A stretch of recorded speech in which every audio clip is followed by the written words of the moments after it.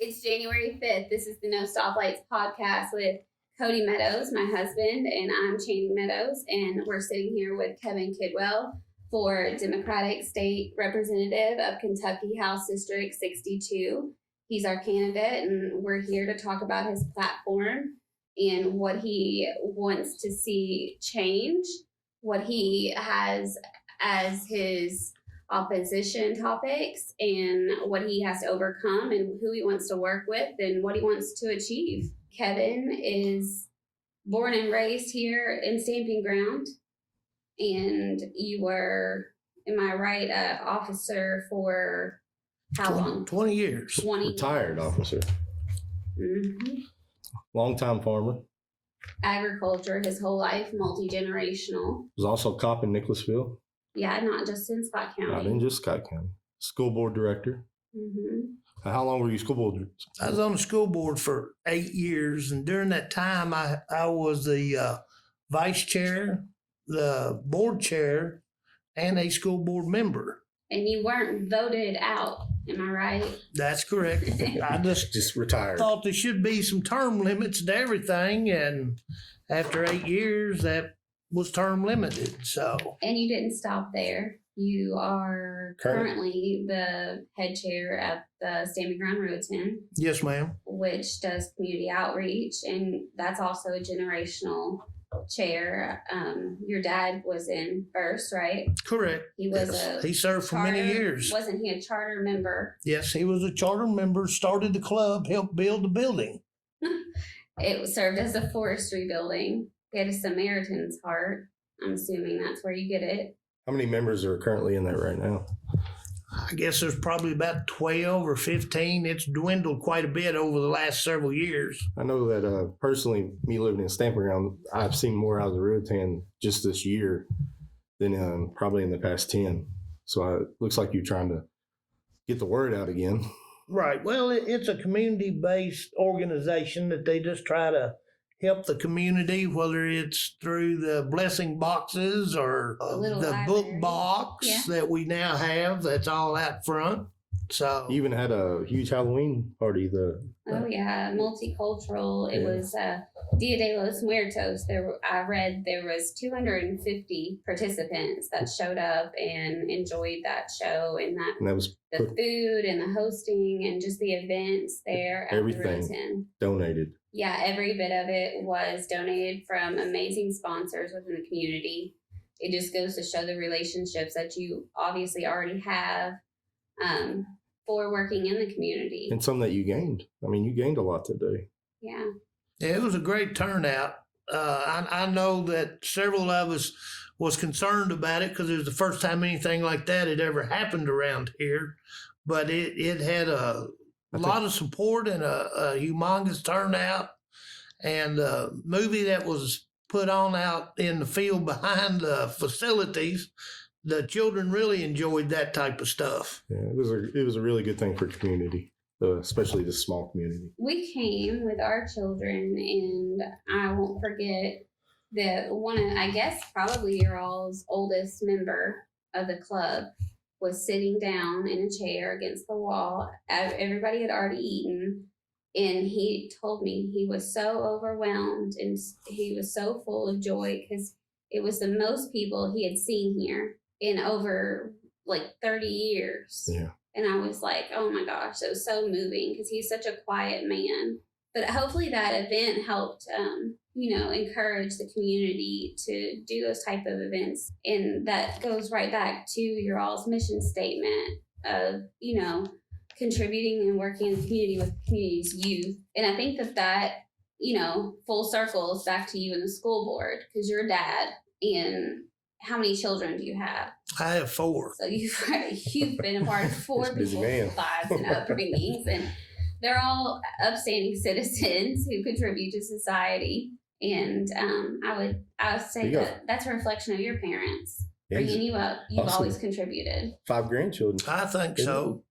I think that it is. So I guess that's something that you kind of learn is the caring for your community and the people around, And and don't forget you where you support come those. from. Right. Oh, yeah, that's a big thing. As you mentioned earlier, I guess, Cody, about being in law enforcement in Nicholasville, that's where I started at in law enforcement. But what took me to Jessamine County was the EMS, being on the ambulance. I was an EMT. And while I was going through the training, I got offered a job with the ambulance service there. And a couple of years later, just to tell you how times have changed, the police department there was offering positions, taking applications, and it was $1 more on the hour. And at that time, there was $7.50 an hour. That was about what it was. At that time, there was 4 of us that all worked for the ambulance service, and we all lived in 2-bedroom apartments so we could have a place to stay. How old were you when you moved out? Oh, wow. That's a long time ago now. 21 maybe. Yeah. I just was old enough to be on the insurance to be on the ambulance service. Probably old enough for your dad to say you can get your own insurance now. Go on. Oh, yeah. Yeah, for Times have sure. changed, ain't they? For sure. But I finished up my last 10 years back here at home at Georgetown. That's where I retired from, was from the police department there at Georgetown. But you came back here not just for that, but to take care of your mom. Yes, And yes. that, to me, Says a lot about you. yeah, it says a lot about, once again, the people that raised you and how you're raised, and just integrity, which is what you do when nobody's looking. And I thought that was more inspirational than like you coming back for occupation, honestly. I look at people and, what they've done and where they've been, and it has the character. And that's why I look forward to hearing more about the platform, because I feel like you weren't groomed for this. Everything you did was completely on your own, independent. Like you said, you left home early. And it's that small town aspect, too, of being raised that way. But I realized that your mom was secretary for Louis B. Nunn. Your parents, both Republicans. Yes. I looked that up. Both Republicans. You're a Democrat. So obviously you made your own decision. That's probably what everybody was. But when I got down the rabbit hole of like looking at Louis B. Nunn, I was like, he came from a town with the same population as Stamping Ground. And he was raised so similar to myself and to Kevin and most people in this community. And I thought that had to be what sucked your mom in. I really did. I was looking at his character, and the things he did. And he was big in education, and your mom was a teacher at one time, right? Right. Which goes back to me thinking it's kind of full circle with you on the school board again. So that was a tough class to set in. Oh, I'm sure. I can't imagine. And at that time, she probably could have backhanded you and nobody would have said a word. It was legal. There would be nothing to Yeah, say about that. it was those days. legal. It was legal. You got to see people navigate situations that kind of remind me of Andy with COVID. Like, nobody trained him for that. Nobody trained your dad for an F4, F5 tornado. And you being a kid and seeing him just had to be like watching Clark Kent be Superman, but that was your dad. It was definitely interesting as far as different, and you didn't know what the next day was going to bring. What's really interesting, though, is you were faced with something like Andy was. You had to face, while you were on the school board, Yeah. you had to face COVID yourself, and you had to handle that. And he had to deal with me calling and acting crazy. Yeah.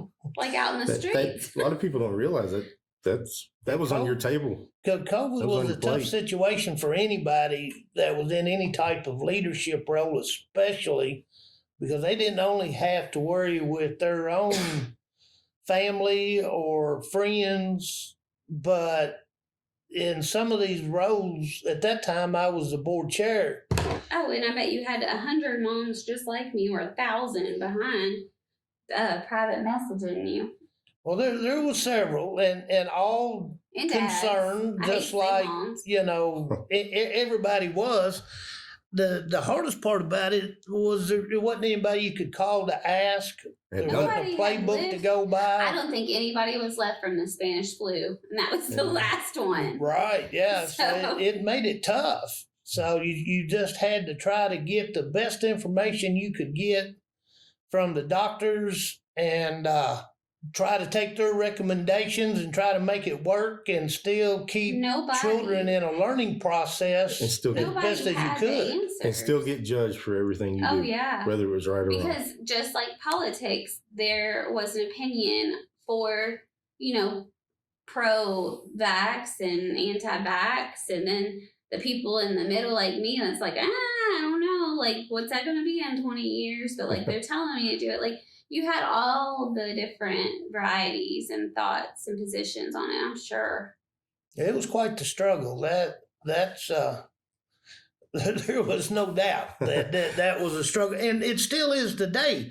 I know that there's a lot of children that are still struggling from that they've got Like, there's a new variant a out bunch today. of words for their struggles. Yeah. As far as when we had to close the schools, bringing those children back to school once we had control of it, or a lot better control of it, It sounds, Understand. made it well, rough. it sounds Yes. bad, but it's almost like introducing somebody who's been locked up in, a prison Yeah. and reintroduce them into society to act normal. Like, I know that those are two broad comparisons, but like, they are at the end of the day like satirical. They are very well aligned. I mean, you think about it, those kids were in what probably felt like a cage. At least mine were very young, so they were like climbing the walls. That's what I was going to say, though. We also had one that was going into kindergarten. That is probably one of the hardest It was years to miss when you're a kid. Is It kindergarten. was. You're learning the basics. I was doing the virtual And school, yeah. and then I was ordering Montessori tools off of Amazon, Yeah. where I felt like they weren't paying attention to a screen. Because I mean, who wants to wake up? Well- I mean, honestly, who wants to wake up to a video Online class. Zoom Yeah. in their face when they You just probably woke still up. have drool dried to their lips? Toothpaste. Yeah. But I can remember our youngest. I can just remember sitting down and saying, "All right, well, you got to sit in front of this computer," and that's she would barely sit still for 5 seconds anyway. And that was Oh, it. and then It you was tough have- on everybody. Yeah, you have during my that little time. boy who's like, I'd rather be fishing, and like he's staring out at a dock and like looking out the glass window. Yeah. And like it's not But- the same when mom and dad tell you to sit down and pay attention versus a teacher who they feel like they need to please more, I think. The more I look back on it, I think it was handled the best that we probably could have. Yeah, and I know that. At the time, I didn't, but yeah. reflecting back on it, I don't. And How can you make that any better? we should be transparent. We are Yeah. in one house. We are two parties under one roof. I'm a Democrat. Cody is a Republican.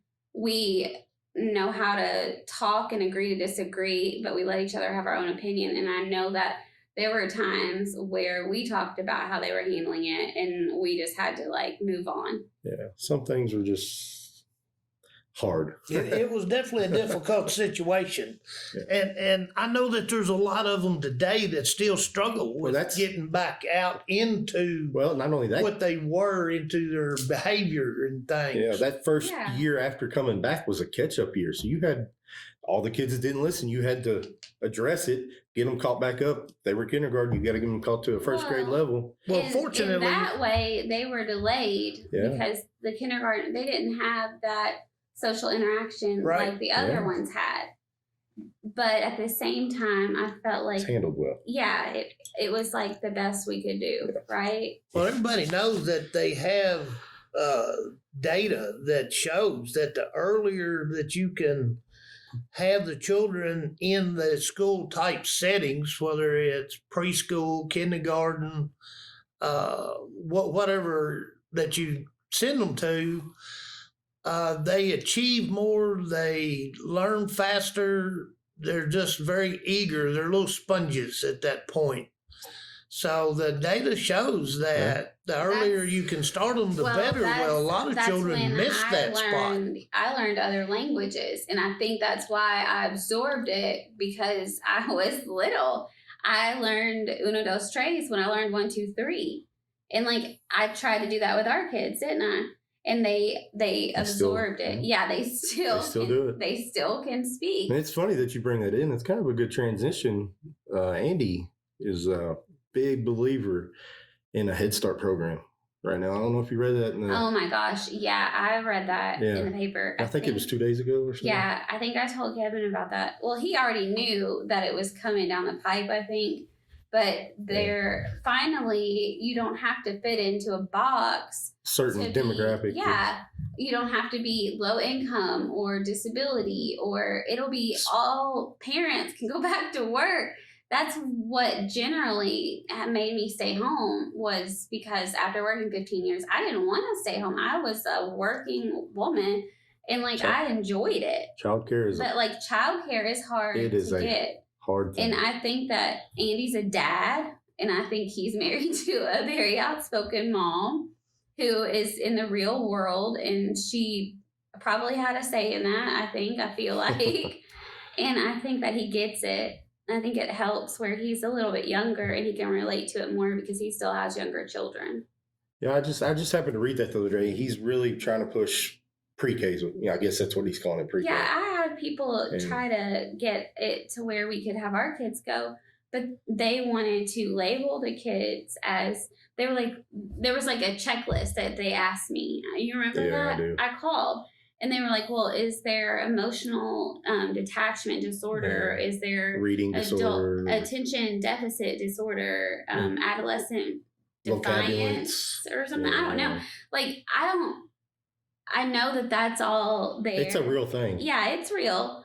But I didn't have it in me to even white lie about that. No, my kids were just kids. Yeah. And so we were like, we'll figure this out. And I stayed home. I called and I was like, this is my last day. And he was like, I get it, because I worked with a man who had 2 small children, almost same age as mine. He got it. He had a wife that was dealing with the same thing.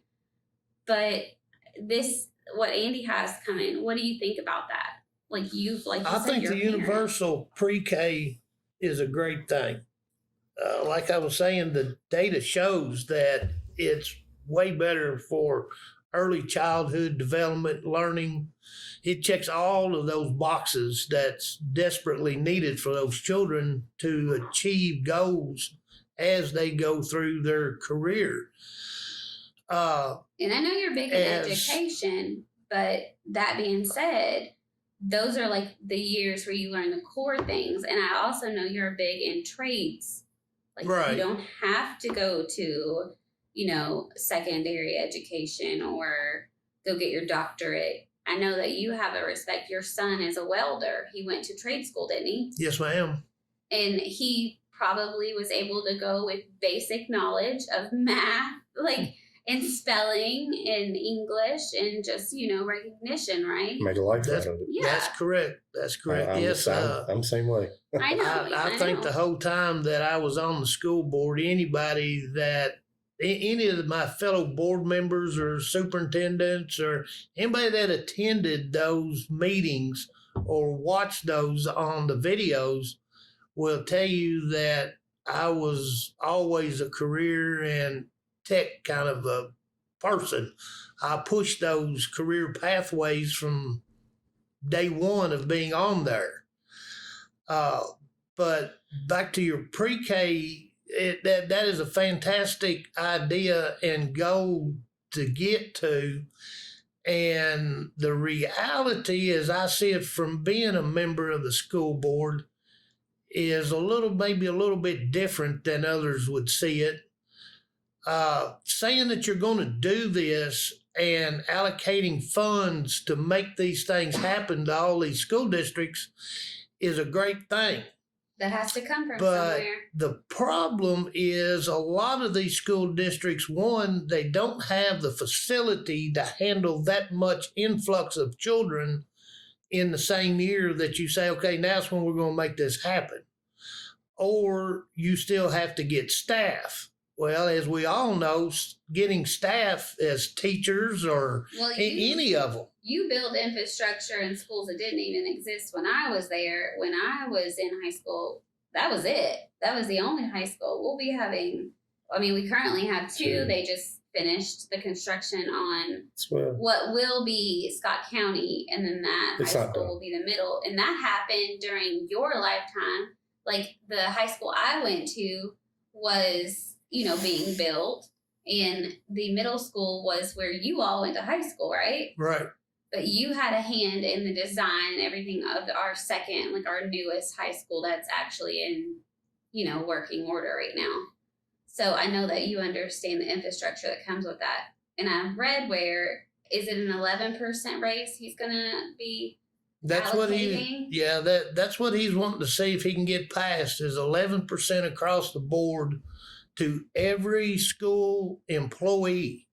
That's a pretty big jump. That's a major number there. Yes. It doesn't sound very big, but when you have how many school employees did you have under you? Do you remember? Oh wow, yeah. I don't remember the exact number. Yeah, I don't remember. That's been almost too many now. Yeah. What I was doing, I know it's the largest employer in Scott County outside of Toyota. Well, that's what I was going to say. Scott County's different. I mean, because of Toyota, we have so many kids in the last 10 years. Right. Scott County's actually behind trying to catch up to the amount of kids that we have, you know, just to be able to house them. At one time, I think at the old high school, they were in the trailers, right? Yeah. We had our field house, like right next to our field house, were trailers. Yeah. When I was leaving Garth, there were trailers out back of Garth, like in the parking lot. But we don't see that. Right. There was parking reduction. You don't see that no more. But with this 11%, I know that you dealt with retention of teachers. Yeah, that's do you look for this to help with retention and us not losing people to, say, go to Louisville or wherever with a bigger or Lexington or deeper pocket? It's bound to help to a certain extent. It kind of hurts it when it's across the board. The thing about it is I'm just not so sure about how sustainable that'll be. Yeah. If it does pass. It's just 2 years, right? No, it's permanent, right? Oh, okay. I thought it was a 2-year plan. I think he's trying to make it happen in the next 2 years. I'm not for sure. I misread. Yeah. It's just that the school districts at a point is going to have to pick that up. Yeah. So they've got to be able to come up with that. Every school district I know of struggles with that funding now for teachers, or there wouldn't be a pay shortage on it. Because I assure you, every school district that I've been familiar with, that they'd be more than glad to pay them more if they had it to give it to them. Yeah. So that's kind of the... And we're getting ready to tackle on the new high school and having to put staff in there, more people into the budget. Well, and there's Blue Run is opening, which I freaking love. I'll just say it. And I love their incorporation of like the landscape, and that's going to build jobs, for our people. And I hope that they use our taxes. Yeah. I hope that but I hope they, we are their first choice. I hope as citizens of the county, I hope that they don't try to outsource it first, hopefully that helps our economy. That's what I'm thinking. But also what I'm trying to say is with those jobs, if people do come in and, that brings children. Yes, it does. That fills those houses that drive me nuts, that are empty, that are hurting the water, up everywhere. The sewage and all the things sewage that we can barely keep up with. All the infrastructure, right? All the municipalities. I see more kids, and I also know about a possible development with the battery plan or whatever that I've read about that Andy's talking about. And so with all these major factories bring in people, because you work at a major factory in Lexington, people drive from Hazard, right? Yeah, 2-hour commute. Yeah, I guarantee eventually their wife's going to be like, you are not staying over in Lexington. I'm moving down there and you can help me with the kids. There's nothing to do in Hazard from what they say, though. And, you know, they don't have that problem like we got in Scott County. You can get a job anywhere. Well, Well, the If growth's you not want a gonna job. quit for Scott County, it's just Yeah. not. The way the county is located, it's just not going to quit growing. Yeah. So And that's not a you've bad- got to get out in front of it and get. Cody likes the growth. I do. I don't like to see the green spaces change because I look at it from a historical standpoint, like what was there, but like you can't, like land isn't made every day. Right. Once that's gone and there's concrete, like good luck on getting it back to green. What's going to happen is That's what feeds us. what's going to happen is the stamping ground's going to meet Georgetown, and Don't then say that. everybody's going to move to Owen County to get back to the stamping ground. That's where we all started from down here. Everybody came from up there, Owen County. I mean, that's where I gotta go. That's where I'll be. But currently, I love stamping. I don't know how Kevin stands on this, but development is not a bad thing. It can be.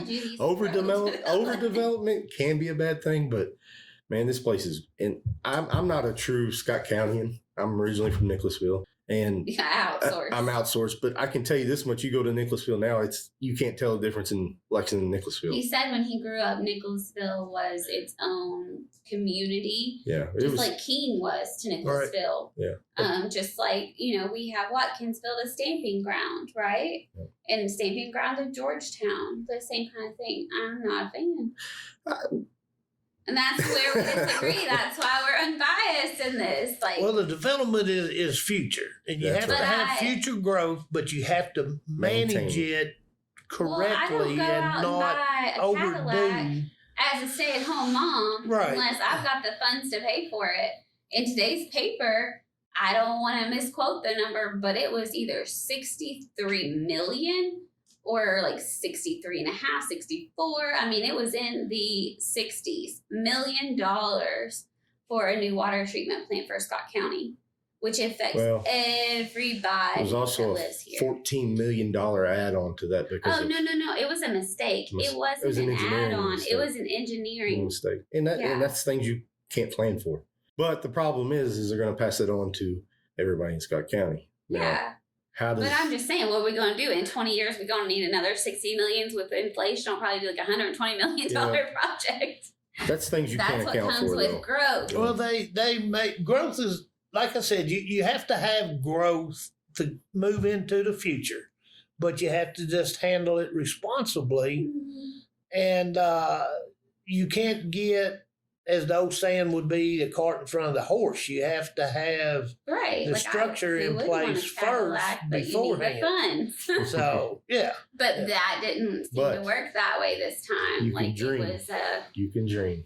yeah. My God. But anyway, I feel like we were in a bailout situation on this. That's my opinion. Nobody else is here at the table. I'm still concerned. I mean, if you want to get onto the water topic, it's in the sewer topic. It's going to be a huge thing that Scott County is going to have to face, regardless how they handle it. Personally, I think that we probably need to get the state involved and ask for funding or however we can do it. I don't think it should be applied to the common citizen because of an engineering mistake, something you can't foresee. Well, and there are programs, and it takes somebody Yeah. devoted to write the grant and reach out to those programs. The other day, I was reading through papers, just kind of trying to brush myself up on his dad, his mom, the background, all the things. And I found a picture of his dad holding, I think it was a $200,000 check from the governor. And it wasn't Louis V. Nunn at the time. And it was for the waterworks project for us to have our water down here. I mean, we were independent at one time. I don't think that you didn't know that, but we were. We've actually had multiple water towers down here. that check was from Julian Carroll. Yes, that's who it was. Mhm. And he's in that picture. There were three men. It was your dad and him as governor. And then I don't remember. I think the other one was the president of the Farmers Bank of Stamping Ground at the time. And that building was just built after the tornado had hit. So it was like, not only is your dad, was he instrumental in building this place back again, but like he went on to take on another project. And there's a picture of him at the end of the table with a whole And that's what he did. He surrounded himself with amazing and brilliant people. He didn't act like he knew it all. And I feel like Right. you've done that as well. Well, thank you. No, Thank I you. mean, I think that you've done that. I mean, even with working with the 4-H, when you did the GOAT program, didn't you travel to learn and educate Yeah, yourself we before did a lot you of went? traveling back Yeah, in those days. before you went and taught people what to do, you learned about the goats. You didn't come from goat farmers. I've Yeah, read no, about you. No, we didn't have those. There was cattle, plenty of it, and tobacco and all of that stuff, but there was no goats back in those days. And I don't know where you stand on this or if you've ever even thought of it, but just from one girl looking at another, like your mom must have been quite an independent pistol to go get a job with 2 kids at home and not in Scott County, not in Stamping Ground, not just baking cookies for the local bake sales.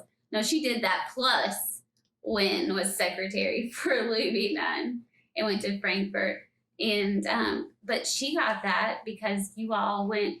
I feel like you come from a long line of really strong women. I mean, you got a daughter. She's doing the same thing. She's an independent farmer. She's in the pork industry, Kentucky proud. But your grandmother, right? Right. She drove cattle down Main Street. Very independent. I mean, you think his I'd mom. like to see that. Well, he has a picture. I've Yeah. seen it. But like, you think that his mom was independent and, on her own. I'm sure that his dad had things to say because it was just a product of the time. But imagine what his granddad was thinking.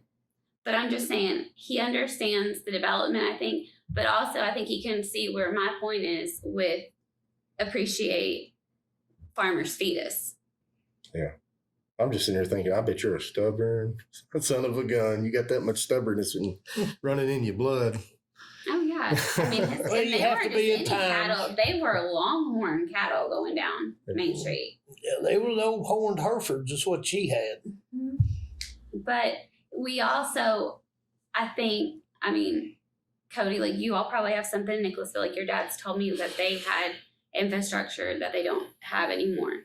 But like we had the distillery, so I feel like Kevin's also got to see what it was like when all those jobs were taken away. I mean, do you Right. remember? Right, I was little bitty, but I remember looking through my grandmother's window, who had moved into Stamping Ground by that time, and my dad tell me, "Be sure and watch this train. It's the last one coming through Stamping Ground." That is so crazy. So yeah, that was a long time ago. I think that I've seen a picture where Jennifer was like the last person to ride on that Skidmore. Maybe it was Michelle. I feel like it was one of them. Mhm. But like the dinky Oh, that yeah. took us out of here. But what I'm saying is you saw when this town was thriving. Thriving, I've never seen that. Yeah. But God, do I try to relive it through other people's like wisdoms and memories and different things. Yeah, everybody worked there. But Oh yeah. I guess what I'm getting at is my whole life, we've always been told, like my generation here, that if something were to ever happen in Toyota, Oh, it would be a like ghost town. Stamping Ground. Yeah. Like what was.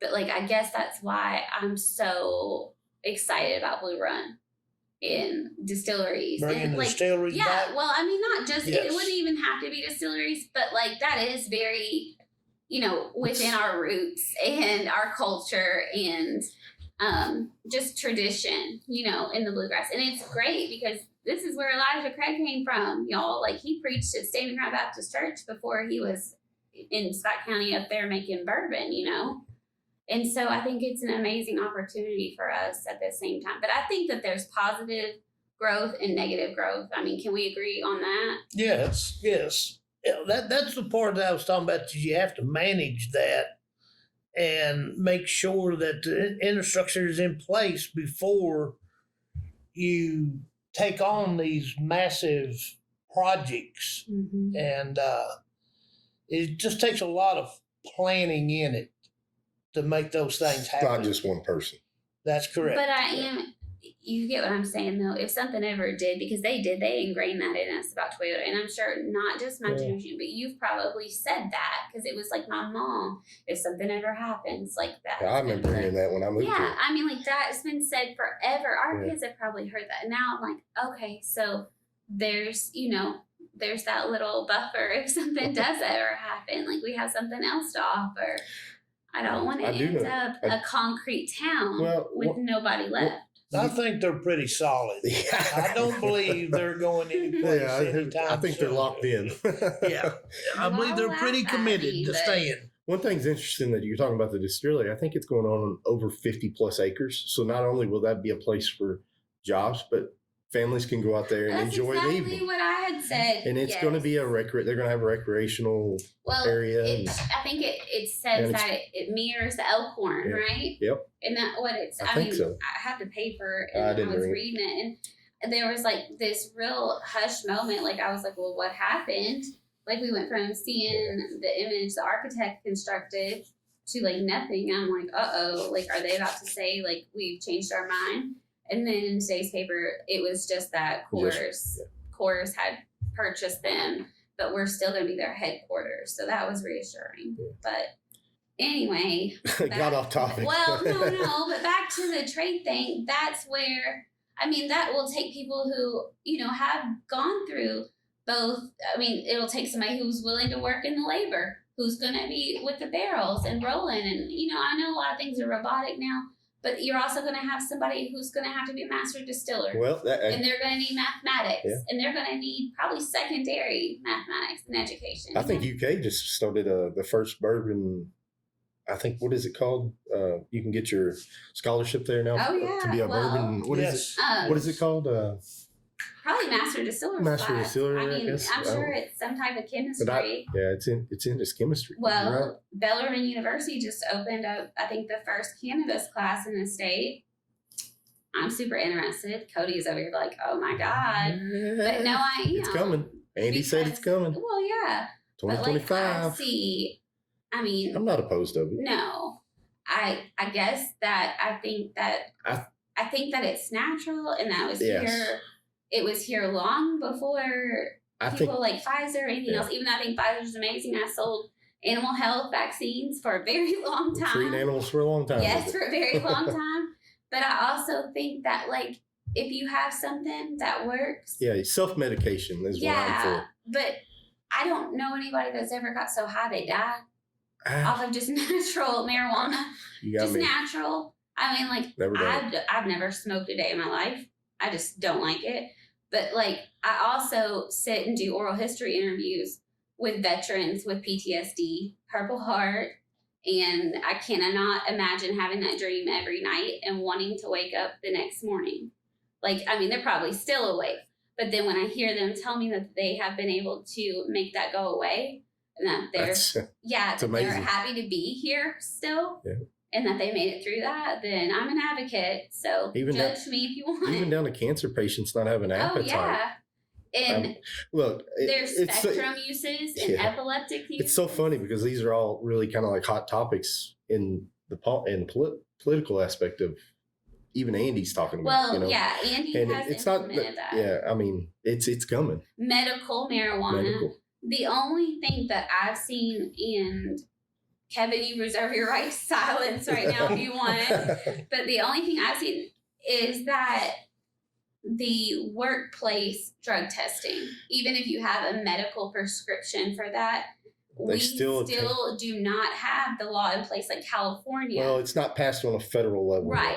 And that's where you get into a gray area. Right. Yeah, and so what if a veteran comes back, PTSD, and tries to get a job? Well, there are so many programs now to get people educated, post serving, like. Well, they do it even while they're serving, I know. Yeah. Dr. Scaff is a dentist because he was trained in Desert Storm, and like he's amazing. And he learned that while he was in the service. But like after you come back in civilian life, not the real world, they're in the real world. Well, I'm talking about like placed civilian back on your own soil. There are so many programs to get a soldier back to work and like once again incorporated back into society, right? So Normal. what if it's not normal. Normal life though. It is just everyday routine. Yeah. Like Normal life. just getting up can be a struggle for them. Brushing their teeth, looking at their self in the mirror. Maybe they were amputated, maybe they were blown up. There's so many things. But what I'm saying is what if he comes home, he goes through one of these programs, and he still has to have that prescription to be able to get sleep, to get up, to do that program. And PTSD isn't just nighttime sleep. Like, I don't want to sound that way. It can happen at any time. It can be a fire alarm going off and trigger it, right? But what if he needs that during that time? Is he going to lose his job because he can function with that legally? But like the test makes it illegal when he's tested. That was just the insurance insurance on the job site's the big deal. Yeah, it's not that they use it. I get. It's like being drunk while you're at work and you wreck a car. I get that. Yeah. Like you don't need to be driving a fork truck, and how does it affect you? I think even Rogan said it affects everybody differently. Mm-hmm. That's the problem. It may affect her great, may affect me bad, and you may not have no effect. Right. So, right. Well, I think a whole lot of this coming from Bellarmine University through their courses and education on this should shed a whole lot more light and perhaps be able to answer these questions. I agree. And concerns a lot better. This was just one avenue for it. When I talk about veterans and PTSD, that's just one that it resonated with me so much, I just lost a classmate to, he exited the life early. That's the way I put it. So. Well, I think there's probably a place for the medical cannabis. I think that anytime we can use, the doctors can use that as a alternative tool in their toolbox instead of going straight to opioids. Mm-hmm. It's got to be a plus. Or antipsychotics. But there are a whole lot, correct. Know. But there are still several hurdles that I would suspect that need to be addressed. Like what Cody's talking about. Right. Like you don't need to be out driving a delivery truck full of Amazon packages. Yeah. Right. I mean. But I think I'm under the impression that Amazon doesn't even drug test. I don't know that to be facts because I don't work here, but that's what I hear. All I know is I got 2-day delivery. And I don't know. But like this is just me getting off topic again, but like the medical marijuana, I also, from being in agriculture for so long, goes back to me and looking at economical development in those green spaces guess where it grows best?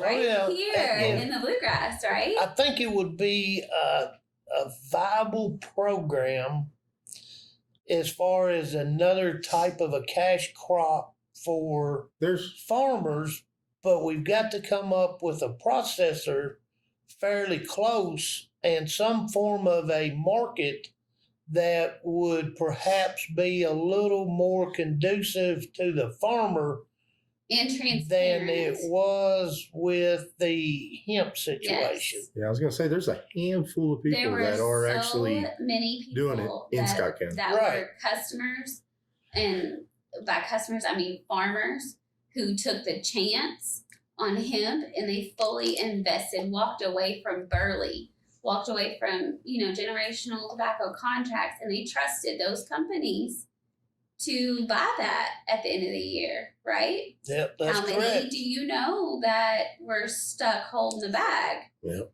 Very few were able to come out on top of that situation. So when I say transparent, I guess I mean more trustworthy. I think it needs to go federally, and that way you can federally regulate it. This is what it is, and it'll get there. But I just see it being another income for Kentucky, especially in the bluegrass where we are. Well, maybe not where my nanny's from the Hazard up on a mountain, but right here in the bluegrass. Well, that always what was said, even like with gambling. Look how many people go to Ohio, Indiana. Oh, yeah. That's tax money you're losing out. Local, correct. Correct. That you could be putting back into your community. But I don't know, and Kevin would probably know this, when you bring in things like that, you probably also bring in more crime. Am I right? So then you probably need more officers. In a few situations, that possibly could be true, but is some data showing that some of that decreases. Yeah. Which was kind of surprising to me with my law enforcement background for the whole time that I worked. It was drummed into me like it was most everybody, whether you was in law enforcement or not, that marijuana is, bad, bad, bad. Cannabis is terrible. But I assume it's like what my mom said is what you're getting at. Like when she did the wet dry elections, she saw infrastructure. She saw it bringing in restaurants. Well, it did, but at the same time, it probably saved lives when people didn't have to drive across the county line all the way to Lexington and then come back home, and that they're driving farther. Well, I don't know that the cannabis impacts you quite as bad as alcohol.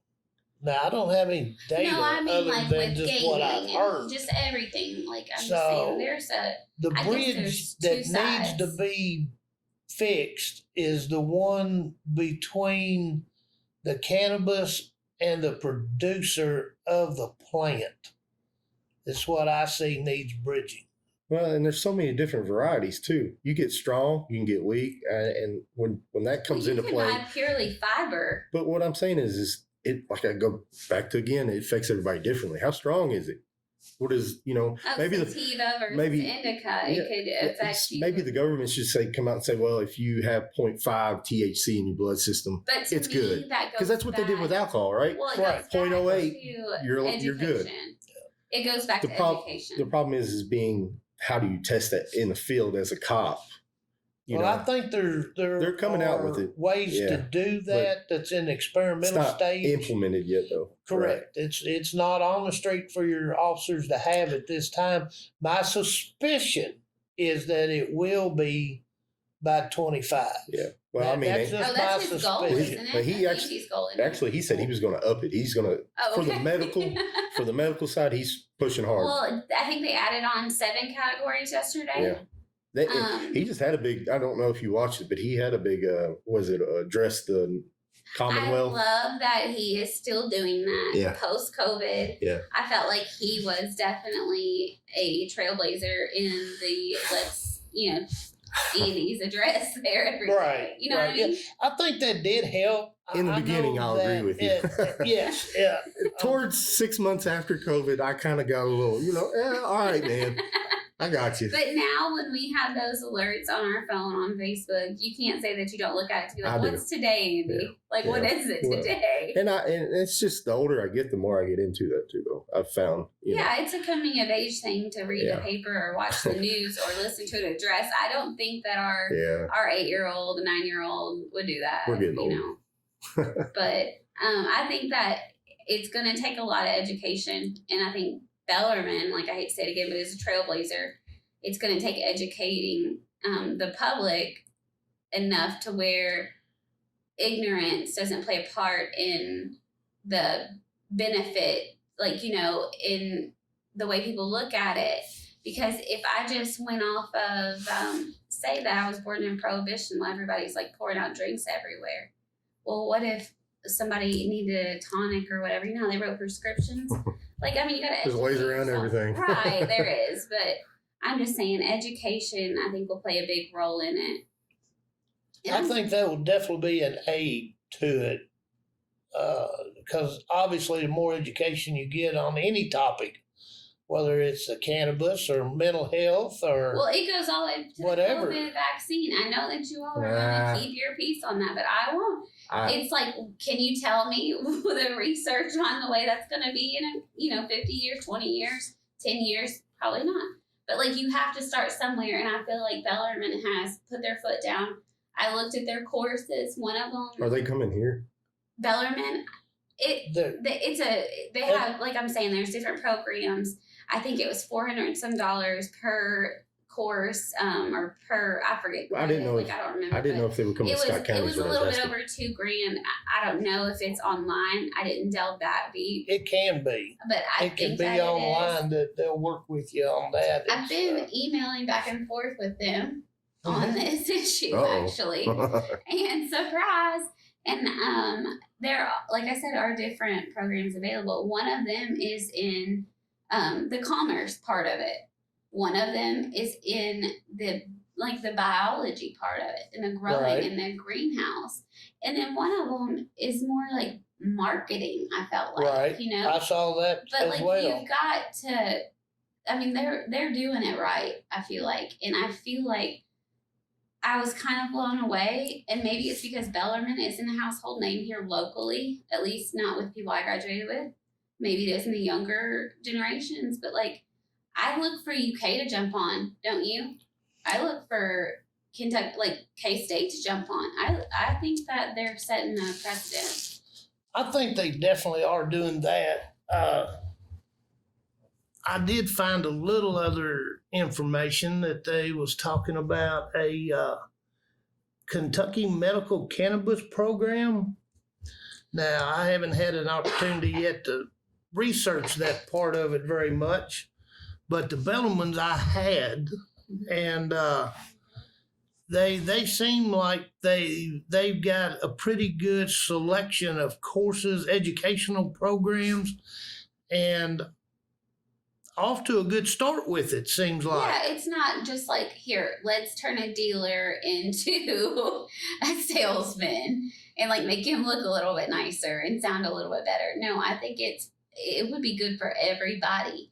I think it would be an instrumental thing for us to have an extension office meeting on this, have somebody maybe come talk to us on that, just as, you know, just as the public, just to get educated on it. Well, I would like to see that happen, but it still goes back to the part of processing, harvesting. You're like, I want to guarantee. You have to know that you have this product, that I've got a viable outlet for this product at some set price. I know back years ago when we had the tobacco, we had your poundage cards.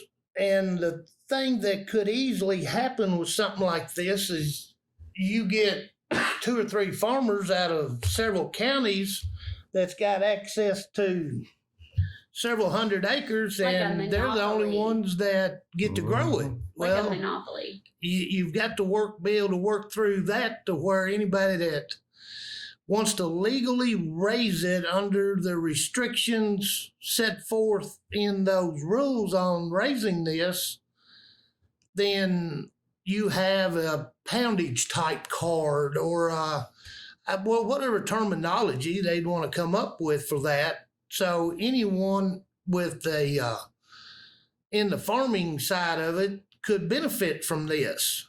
Possibly like a marijuana union to keep everybody in check. I mean, that's what unions do. Right, something along those lines to protect everybody. Yes, they do. They try to make it an equal opportunity situation. And, you know, like you said, protect everybody at the end of the day. Make it to where nobody's going to waste their time or be mistreated, or maybe they don't have a relationship with the buyer like so-and-so, right? Right. But I also want to ensure, like, where I sold chemicals for tobacco, like that's what I come from, is tobacco. Like, you come from cattle, I come from tobacco. And I know I'm sure he's raised his fair share too, though. Oh, I know he's worked in it. Yeah.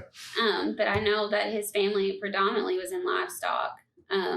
Just that might have been after it. Literally, no, like, you know, I go down a rabbit hole. But anyway, I just know that there were so many look the other ways in tobacco warehouses. As far as that's my buddy. Wetting it. Yeah, that's you know, right. How damn the test. The grading. Well, I think with the cannabis situation, that would be a whole different thing because it's going to be used for medical, so it would be regimented. Well, a lot different. Not so much the pounds, like what you were concerned about. He's looking I'm at it as a talking farmer's about- aspect. No. Well, I am too, believe me. Well, I What mean, I'm that's what I saying see is, when he's. say people are going to go put double the orphine on tobacco. Well, that's another thing. That's what I'm talking about, is getting it through the test at the warehouses. That is not a foolproof thing, okay? Because there are relationships that do affect that and what gets passed and what doesn't. And I think that when you work with something that's considered medical versus tobacco, where you're taking that risk of whatever's on that, right? You want to have some controlled variables as far as what chemicals and how much are on that when it's used for medical that's supposed to be Well, I healing think that somebody. would definitely, I would say, kind of goes without saying that the legislation would make sure that it all was in the regulation. Because my understanding of it as it is right now, you can only be a part of the medical side of it if you raise it indoors. So it's not a outside. control. Like a hydroponic Yeah. situation. Yes, that's Which my is interesting understanding because- of it as of right See, now. I You start- need education. Why do you Yeah. think I'm talking about Which is interesting. You just stop and think about it. You grow fields of it. We don't really, me and you probably don't know what bug eats it. And then they go out and spray chemical on it. And then you take the oil or you smoke it, however Right. you're going to do it. That's How does it what- affect That's you? what I'm saying. Yeah, so Are I you mean- doing more harm than good? Yeah, Like, I it's just good. want to make sure that It hasn't been studied enough, in Well, my opinion. there you go. That's where I'm like, I hope UK jumps on, because they're amazing with that stuff, doing the trials and, writing down the data and tracking it and everything. Well, there's I a look lot at of a lot of states throughout the country that's already taken this leap. But I know that So- you also have had relationships with people in tobacco and in crops in general. So I look forward to having somebody who is actually farmed in He's real open life. to the ideal. Well, no, I don't know if you are. Well, but I'm not saying Kevin's pro marijuana. Yeah. Let's all get Willie Nelson here, guys. No, that's not what I'm saying. I'm saying I'm excited to have the opportunity to see somebody who has lived in and Agriculture. worked and paid their bills and put food on the table with agriculture money. Yeah. And it coming back in. And he sold local. Did you know that? He started a farmer's market here. Oh. So, I'm back to that. I love that. You say I'm on my hippie stuff, but I love that. And so I look forward to having somebody who has that in them as well in legislation. It would be interesting to have somebody that's had some mud on their boots in the state representative. That's what I'm saying. I don't see him putting on some I think that would shine. be Let me just maybe some shine cow my shoes manure real on you quick. on my penny loafers. Hold on, I'll be there in a minute. Well, I spoke with one of my female farmer friends today, and we were talking, we were just joking at the girls that we see that are, they've got the belt buckle, they've got the fat baby boots. When I told her, I was like, I've got Uggs that probably got thicker shit on them than, these girls' boots. Well, And those Uggs weren't bought intended for that it's a life. status. So. It's really, you just prioritize, and that's really not a thing. And I guarantee that Kevin will probably have a suit on at one point and probably have some mud on those Yeah, boots. they're in session right now, aren't they? Yes, legislation is in Yeah. session, and this is their long session, so it'll be a 60-day one. Maybe a 61. I heard it got delayed yesterday. Oh, did it? Well, they got a scare, Oh, so they shut it down. Yes. Yeah. I don't know. I'm excited at the opportunity of a triple threat. That's what I look at. I look at it. He's been in agriculture. He has that, the roots in education and the judgment of a law enforcement officer. Because I think the other night I was at the city commission meeting and I looked at John and I was like, you were a state trooper, because somebody was questioning KRS. And he was like, I was like, did you retire? And he was like, no, I'm always. And he touched his heart like that. And I think that's because you got the badge for life, right? oh yeah. Yeah. Well, once So I'm you're sure there, that me you're- talking about this openly kind of probably makes you uncomfortable. And you're probably like, Channing, what you got out there in the car right now? I'm sure that's going through your mind. But I look at it purely agricultural and help for those who need it right now.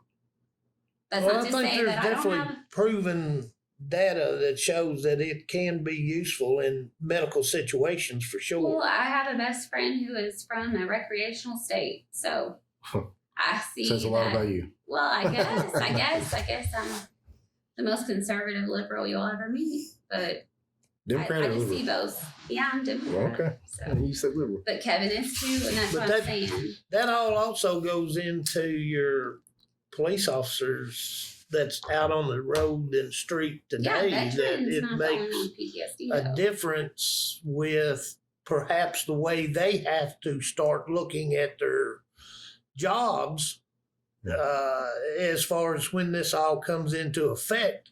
Like, on did you what's have, the new do you laws, have the to like new- decriminalize your mind? Is that what you mean? No, like no. you've got to start looking at it like, oh, it doesn't mean I get to arrest them right now. Hold Yeah. up. Yeah, yeah. Is that Well, what you're maybe saying? to a certain extent, but there's a different way that you would have to approach it, because the law changes, then you have to change with it. You have to adapt. That's just Well, that one more goes- thing. So the importance of being able to, instead of give somebody a PBT test, breathalyzer, they're going to have some sort of a test for That's- impaired driving. That I is, watched a girl take So- a breathalyzer today. She took it before she ate sushi, and then after she ate sushi, soy sauce made her blow over the limit. So, maybe it I wasn't mean, soy how sauce. long? Yeah, no, it was. She opened it up. It was a California roll with. It was straight out the box. Well, so. you have to have a field sobriety test that is 100% Right. That's what I'm Correct, saying now. correct. Yeah.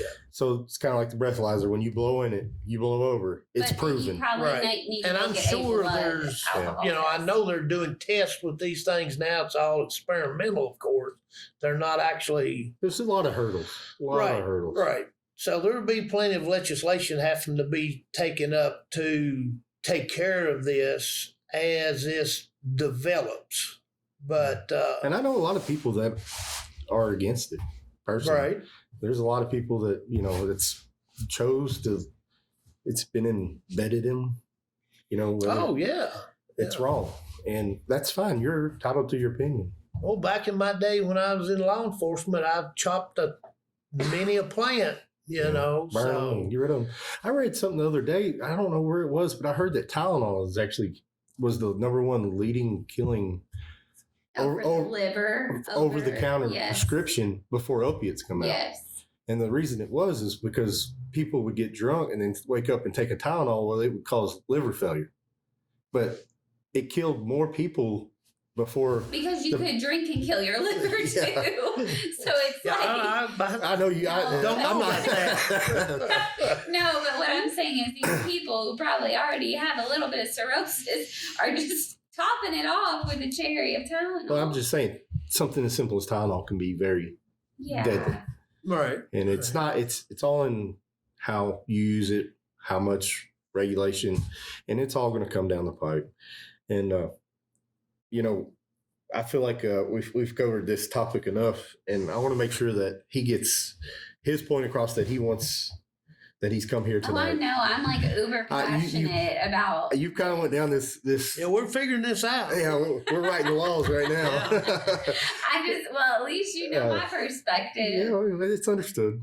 And Yeah, well, I mean, and at least whoever's listening will see I have my own versus you and Kevin and whoever else we have on. That's here. the thing about this. It's what we're going to do. This is not. And I bet you can ask the whole commission if I have my own opinion. One thing about this podcast is we're not necessarily one-sided. I'm a Republican, like she said. She's a Democrat. Kevin's running as a Democratic candidate. But I hope we have Republican. You know what? people Maybe to one day. interview. Maybe one day we'll have a Republican. If they believe in what they preach. If we really want to get into it, I've already spoke with one of Andy's girls who is really trailblazing as far as education and cannabis, and we are going to talk. Oh, Like we are. I don't think I told you that. Oh, you we haven't. are. She is on the board or the council that he set forth for the cannabis. that's and interesting. yeah, and we've chatted, and we're gonna do a Zoom or Something. hopefully a podcast. Well, you can go to her. But she is a Republican, and she posts that, and she posted, I'm a Republican who voted for a Democrat, and he's our governor, and he supports marijuana too. Like we see eye to eye on the benefits here, but I will scooch away from the cannabis. And It's a hot topic. It's but not. I do want to say though that veterans aren't the only ones with PTSD. There are officers. My grandfather was a veteran, but he came back, and he was military police too. But he came back, and he was a park ranger, and then he was also Army Reserve, but he was a police officer. And I'm sure you work with officers who had trauma or stuff that. I don't know how you could not work that trauma and not have trauma. Just Personally. kind of part of it seems like. Yeah. Right. You just And go through that. I'm sure it's numb at the time, but it's not only police; it's fire too. It's EMS. It's all. Most all everything. your first responders Yeah, I was gonna will say, I have guess that type of a situation. I think learn teachers that. even have PTSD when they go home. Well, I mean, our kid was in a class where they threw a chair at her, so Yeah, I'd say she probably looks at chairs now and ducks. Like, I mean, it's in everything. Mental health is a huge. It's a huge thing right now in America. Thing. And I know that's hard for a lot of baby boomers to hear. I grew up like, get over it. Like, that's what I was told. Get over it. Like, what's wrong with you? Like, you know, if I was down or whatever, like, get over it. That's how we grew up. Times are changing. Well, that's a Yes. major issue. The mental health It's a huge topic right now.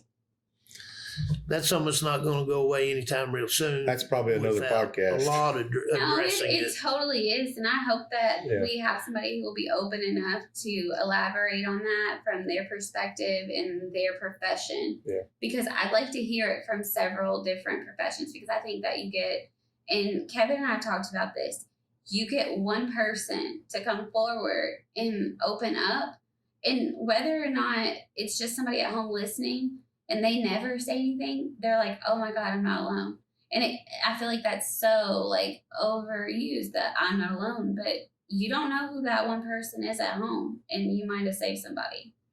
Well, I think that's another thing that just takes, like the cannabis situation, it's going to take a lot of re-education or rethinking Retraining our of the mind. way you think of it, because it, you know, for ever and ever and ever, Society everybody has grew made it. up is suck it up and do it. That's Yeah. part of the job. You Yeah. just deal with it. Like, Pull your boots on and go. Well, I'm 10 years older than my sister, and she's not part of the whole gentle parenting thing. Like, now tell me what's wrong. Let's talk this out. Sure. No, that's not my sister. She might be more like more serious than I am.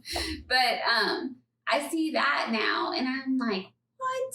Like, I would have already been snatched up out of my seat, and it's a retraining, like what is appropriate, like what you can do in public, what you can't, what you should do at home, what you can't do. Well, I will say it's a lot harder for someone in those types of professions to reach out to someone or to admit it, much less say it to somebody, just simply because of the stigmatism behind it.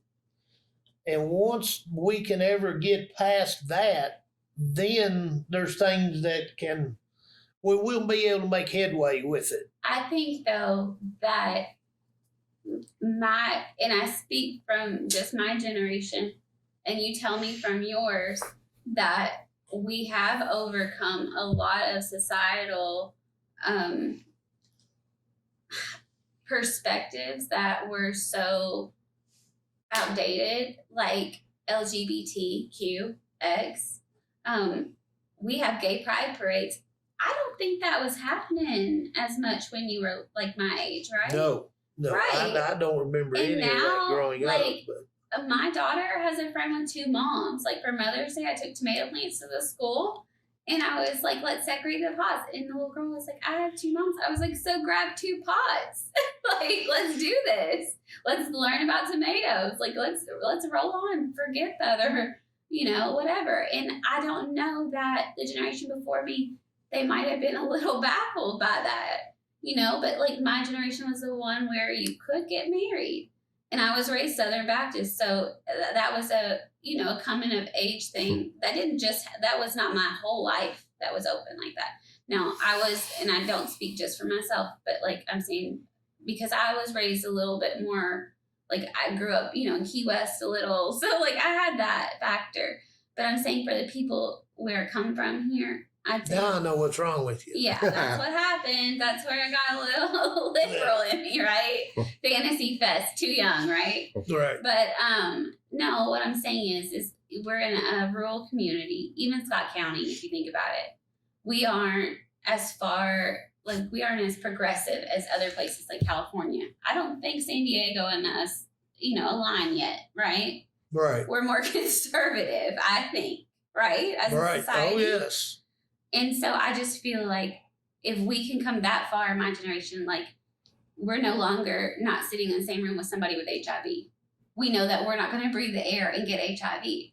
As we're in the 80s when I was little. Well, that's from the education part. Right. That's what I'm getting going back to. Is like, it's going to take somebody like you for your generation to bring this up. Because when I bring it up, I feel like I'm #woke, right? And it gets on a lot of people's nerves, but like my generation is where that changed. So maybe this generation will be where the derogatory part of cannabis drops off. That's what I was trying to say. Back on that train. But also the mental health train too. Like Right. I feel like this is the era where people are opening up a little bit more. Maybe COVID had to do with that. Do you think it did?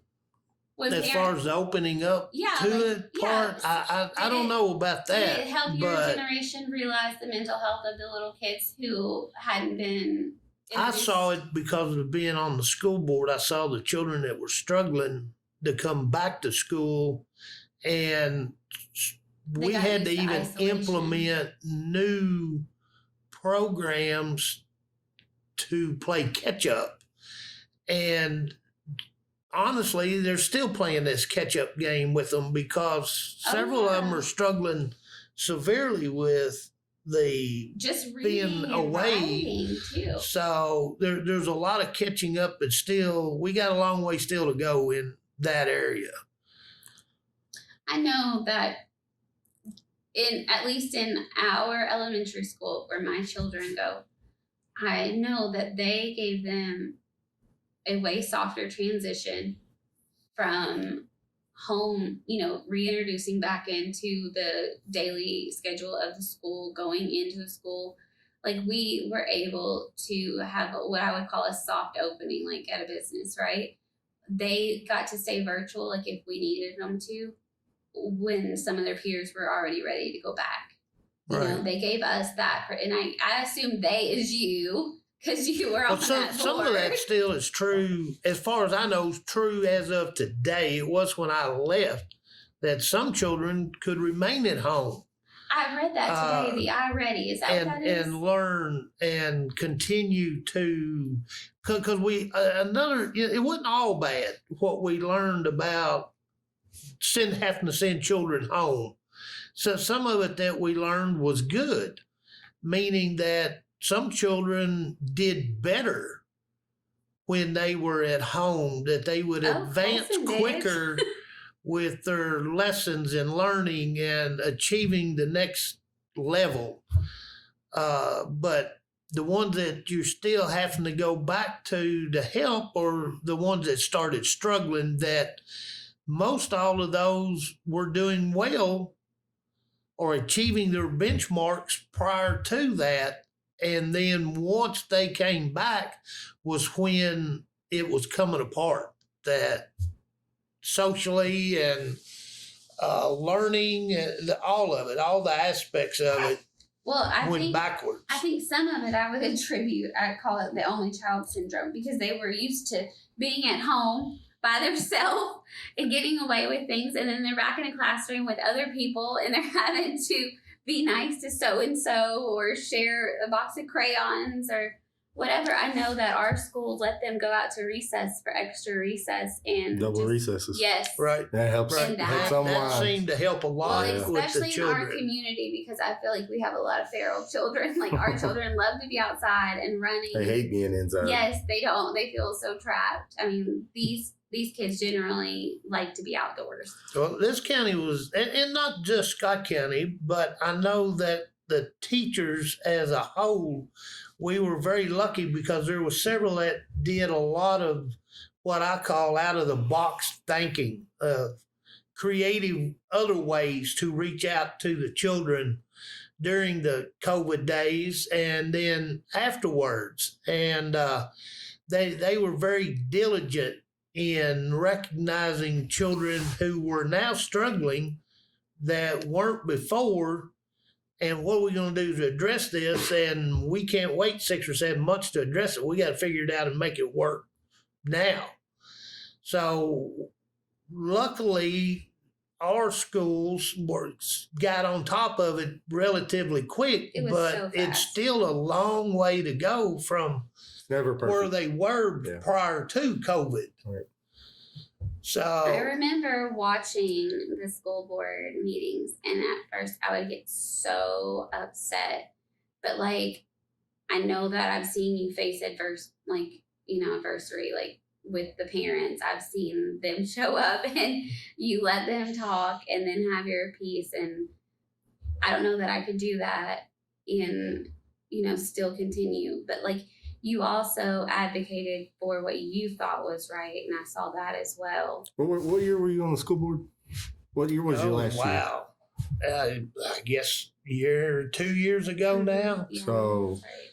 we'll say what, 2022? Mhm. Well, part of that help was I'm not saying that we don't have a good school board now, because we do, but I was working with good people with the board. We had good staff.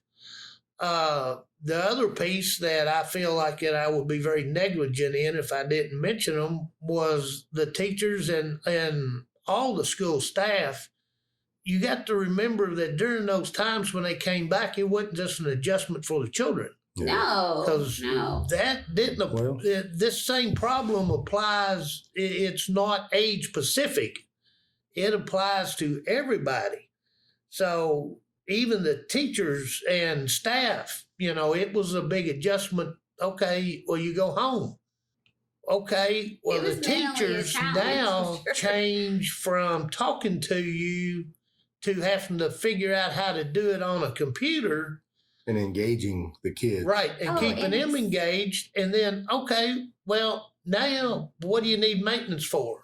Or what do you need staff Oh, for? but What do you there- need cooks there for? were so Or many any of that? days How do you No, I didn't even think about that. how do you manage that? Because if you say, okay, you don't need to come to work anymore, Yeah. well, what happens to my paycheck? Well, Yeah, there interesting. were so many jobs that I know were pre-existing that you were able, with Andy mandating things, to able to prolong, like the lunch ladies.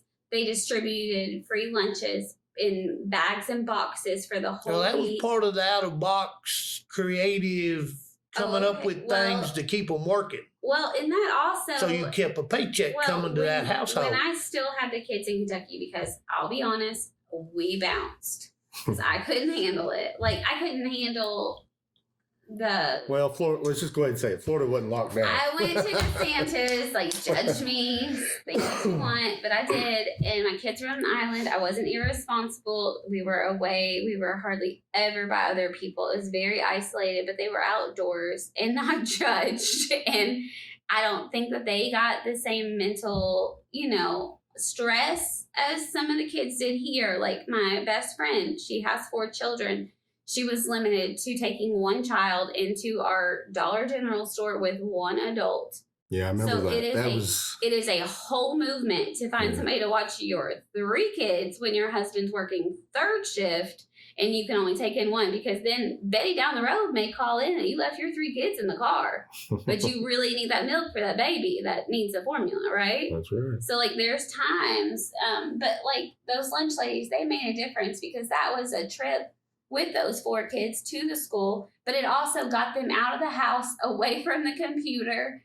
And then I know that, And then a lot of people needed them. well, and it's not just moms and dads, A lot of people weren't working. right? It gave kids more time with parents, but also I know in our community, and I know it's not specific, and Kevin could probably know this more than, he probably knows this better than any of us. We have so many grandparents raising children in Oh, this yeah. community. Now, I'd say that you had a struggle. It probably created a job, IT-wise, to get those grandparents to know how to operate the Chromebooks that you all gave to us. like for the families who couldn't afford them. That was a huge task in itself. Yeah. Get everybody a computer. Well, we were fortunate enough to provide our own, but there were so many of our friends and family. Well, it wasn't just a computer problem. Wi-Fi, internet. You know, at that time there was nothing still don't in the have county internet. for it. So Well, and the schools all had it. yeah. So we fixed it to where as long as you could get fairly close They to would a go school, and sit at the parking lot. you could get access to that. Yes. Yeah. And then we partnered with a lot of different businesses around who had Wi-Fi Starbucks, that would McDonald's. open up Yeah. and let it be outside so the children could come and Yeah. do it. So it wasn't just a Scott County Schools thing. This was a situation where the whole county had to pull together, the whole entire community had to work together to achieve this. I had to make sure that I didn't need like a long-term educational enhancement form because I was schooling Scott County children with Scott County schools out of state. But it was no different because we were still connected thanks to, you know, the internet. Well, some and the people Zoom. really like it and still do today I because, love being able to you take have that to the beach. business folks who work a job, but they really work it on a laptop. They never have to go to an office, so they travel all the time. Well, with the program, the way they have it set up now, a child can travel anywhere you want to go. Well, I have a You friend know, that works so- for the state, and she all but types up an essay in that truck Right. with her laptop. Right. And I'm like, oh my gosh, like that must be so amazing. And I don't think that those remote jobs were available, like outside of education, just in the workforce. I don't think that there were ever that many remote jobs. Well, it never was It created- thought of. It created Yes, it these did. new techniques of Mhm. getting the jobs done. And I think if people would say a large business that has to rent space would look at it from perhaps that standpoint, I'd like to see the data that would show, well, I don't need to yeah, rent the how building. how many people really need to be in that office? Right, right. So if I have them out working and they're getting the same job done, now granted, it takes a little different style of management, but I don't see that being a hurdle compared to the dollars savings that a company could receive by not having to rent this building or build a new facilities or do an addition to the pre-existing building. Okay, well, if they're saving the money, well, the company's making more, so perhaps now we can give a little bit of raises. Oh, So yeah. it could turn out to be Cody better speaks for everyone. from a different standpoint. But that also brings up another problem. Now that business isn't occupying that building, you have to, as a community, as a county, you have to put a business back in there that wants it. So you, Well, that's a fortunate thing with Scott County. There's not too many sitting empty. right? Not right There are now. they're hunting not. spaces. Well, I I heard that. currently wish that stamping ground somebody would really Get the buy- IGA. Yeah, well, I wish somebody would be genuine enough to purchase it for more than a tax write-off. And I can say that because I'm not running for state representative. I'm a citizen here. It has sat empty forever. It's getting ready to be the point if somebody you're doesn't right. take care of it, it's going to get condemned Well, I real mean, quick. there's kids skateboarding off the roof when, you know, nobody's I don't know looking. about that, but No, there is.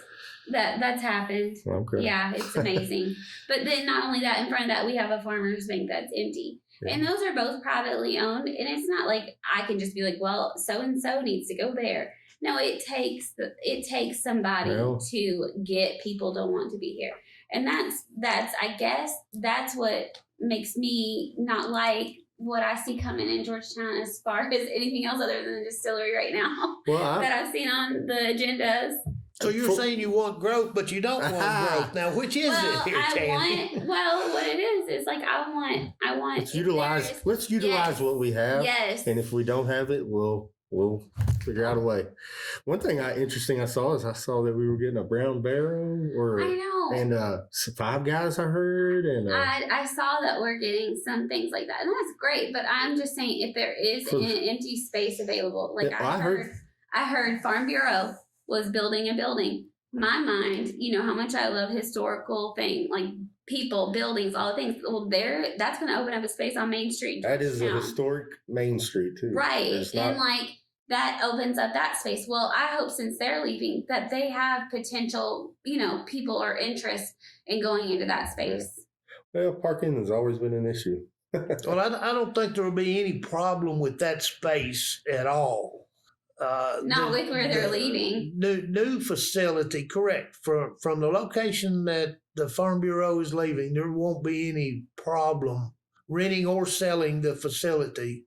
And the new one is. But the problem is parking there. Yeah, I think. That's correct. I think from an outside perspective, I think that's the problem. Well, instead of building a whole new facility, let's build a parking garage. Yes, exactly. Let's go up with it. Yeah, there you go. I've actually heard that. I've actually heard that they were talking about it. Probably have cost less, but I mean, I don't know. Not on the board. Can you imagine having a parking space that could maintain all the businesses parking and not take away from like Whitaker or whoever Spots Gelato, whoever's right next door. Favas or whatever. Galvin's whatever. But I think that everybody in that district could probably come together and agree on a garage. Yeah, but the funding. Well, that's still at the, you know, that's something that you'd have to take up with the city and the judge. Oh, yeah. County judge and his magistrate. I hope that I'm just giving an example. Like down here, we have that open. I love to see somebody go in that. We're getting 24 new homes built here in our community of Stamping Ground. And that's just behind the grocery that I'm speaking on. We have 3 other homes being developed down the road. Well, hopefully that will bring in somebody who has the same outlook on things as me, where they see an empty building and they're like, I would love to see a grocery, like a real one, like, let's be honest. But like, even if somebody looked at it and said, oh my God, that would make like an amazing like skating rink. You know, no shelves in it. I don't care. A, that would give something for my kids to do. But B, it would have the lights on and maybe not raccoons running around inside. Or cats. Yeah, I'm just saying. Or kids skating off the roof. They can skate inside the building. That's my outlook on it. But I like to see preservation, restoration, but I also like to see a pulse. And that's where I go. That's my concrete jungle moment I had earlier. Let's use what we have first. Well, with that being said, I think that, we're getting around to the time frame where if Kevin doesn't mind, we can have him back on maybe a couple more times, maybe 10, Sure. I'd love to let people hear him get railroaded back. Well, I don't know about that, but this is kind of a different kind of a platform, not very many people running for a position in politics, a state representative, or you don't hear them coming on podcasts and say, "This is what." When I asked him to do an interview, he was like kind of hesitant, and like I've learned like with politics that people are. But then you were like, "Hey, what about a podcast moment?" Yeah. And I was like, "Okay," because a lot of people don't like to be on camera either. Yeah. And this gives a way to be more natural and not feel. Somebody can drive to work and listen to it and say, let's see what Kevin thinks about this. And then you're going to hear us two yapping also. Well, I'd be glad to come back on anytime and we can talk about some more of the issues. I was just so excited that he agreed because it is hard to get somebody to have an opinion and say it and own it and not be a robot and be a real and not read off human. Of a play-by-play. You were writing down something earlier, and I was like, that's stuff I wanted to. I know you didn't were want to doing forget. it so you didn't forget. But I thought he was writing it for me because I thought I was coming alone at first, and I was like, I don't read teleprompters. Like, this is me. Yeah. And he's like, no, I just want to be able to glance down. But like so many people. And I didn't get to any of those, by the way. Marijuana took up almost anyway. But next time, Snoop Dogg Willie, right here. So something that I don't know if you're up to, but maybe we can get some different people in here to also talk with you. Whatever it may, maybe a teacher, maybe a Sure. I would love to have an officer on here. Somebody else that has an opinion in the community. I would love to have them on here, and they can even ask you questions too. And that's something else I want to get back to real quick before we get off here. And I hate saying this so late. I wish I'd have said it earlier, but you have a Facebook page. I think it's Kevin Kidwell for state representative, right? Yes, sir. Yes, And sir. you're very active on there. And something that we were talking before the podcast is maybe that, if anybody has any questions, we're going to post this. I think, you're going to post it onto your Facebook page. And, that's one way that people can hear this is through there. And I think you're going to put it on your YouTube. We're going to post it on our YouTube. And we're going to post it on Channing's YouTube. Ours. Whatever. And one thing I was going to say is if anybody has any questions. He's trying not to own me right now. Anybody. He's like, I don't know her. If anybody has any questions, I think they should feel free to. I think your email's located on your Correct. Facebook. Yeah, my email's on there. Would you be willing to answer questions that people ask them? Yeah, I'd be I up don't for email. a I question. message. So a message would be fine. Maybe if it's a message, the direct message, I think you can even be contacted on there. And if I was even talking to you, like if somebody. One problem about emailing is like everybody would ask the same question, and now you're gonna have 85 questions about the same topic. When Joe over there could put it on the comments and say, if this question gets 5 likes or more, whatever the most liked question is, we'll talk about it. Oh, that would be so cool. Yeah, But I also hope people realize after this that we are totally uncensored, uncut, and we have our own opinions. And Kevin took us on. He was warned. Yes. And I would definitely. And he sat down with my Republican husband here. Yeah. As a Democrat. I wasn't always a Republican. I did that for reasonings that we'll talk in another podcast, and if your values align with something, I totally get it. The other day I had a moment where I was like, this is why I'm a Democrat. I don't ever want somebody to come to me and try to put a sign in my yard and we both be Democrats, and just because they're Democrat doesn't mean I'm not going to vote for them. No, just because they're Republican. I vote. I've never voted straight ticket in my life. Yeah. And I vote for the you person. Come up to me and say you can't put a sign in my yard because I'm a Democrat and you're a Republican and I'm for you. No, I'm changing. But then that. you were like, I want to see why. I saw you go down the rabbit hole. You're like, I want to see why I would be more aligned with the Republicans' point of view, and that's fine. You have your point of view. I have mine. I think it's a great. But thing. we both. I guess what I'm getting at here, before we get off, is that we both see the people. We vote for the person and not what their party is like. And that's something I brought up. I feel like that's a lot of Kevin. Yeah, and that's something I brought up.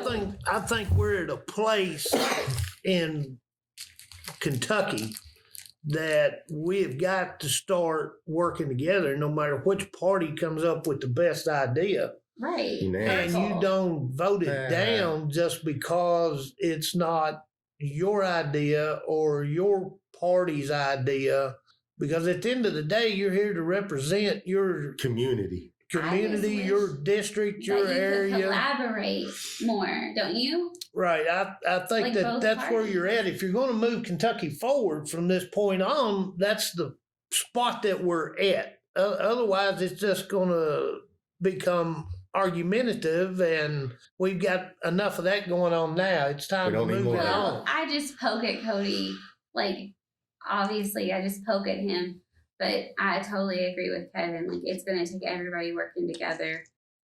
Kevin, I would really appreciate you if you would come back, and I hope that you do. And maybe we'll do one next week. Maybe we'll schedule one, and we'll just for however long it lasts. Maybe we'll just sit down and talk to you, and we'll have other guests, and maybe even interview other people like you're talking about.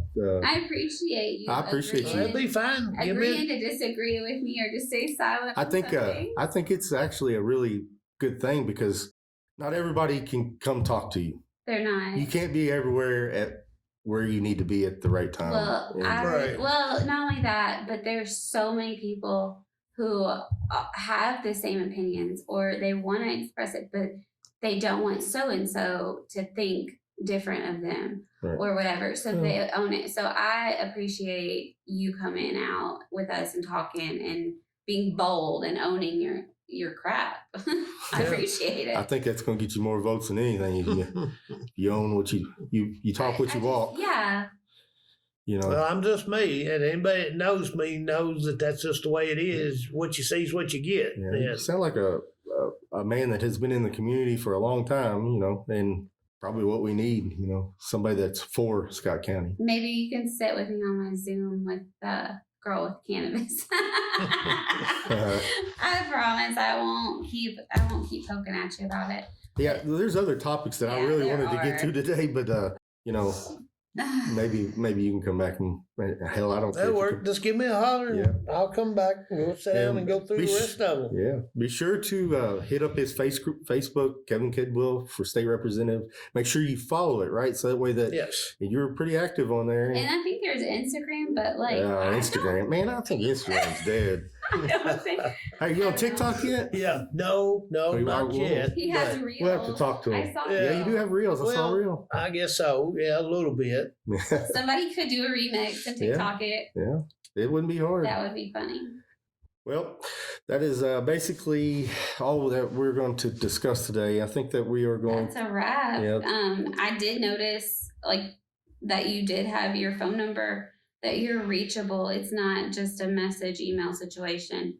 And that is a big game changer. Well, I seen on Facebook, I'll tell you this stat. I seen on Facebook that he has less than an hour, on average, less than an hour of response time to every question that he's asked. What? Yeah. So I did see that. Me. That's better. We may go days. Yeah. We work hard to try to get back to you. If you take your time to reach out to us, we're going to make time to make contact with you to answer your questions or at least concerns. I'll get back later. Yeah. Well, I do appreciate it. And guys, if you do have a question for him, don't be scared to put it down below his in his Facebook. I'll give you a shout out like that, and maybe we can discuss it next time we're on. Sounds good. Yeah, I'd love to pull up I'd like to pull up the Facebook and maybe read some of the comments. Yeah, that'd be interesting. I saw Andy do the Twitter. Oh, it was like X. Yeah, or I'm sorry. You can tell that I don't do any of that. But he was doing, what was it? It was about the dog. He did it last year too. He just did that. Yeah. But basically, it was like a roast. I would love to pull up the comments. Well, I don't know if he's down. I don't know if Kevin's down for a roast. Well, something similar. It was all in good fun. All right. Well, thank you. Thank you. And this has been No Stoplights, and we'll catch you on the next one, guys. Thank you.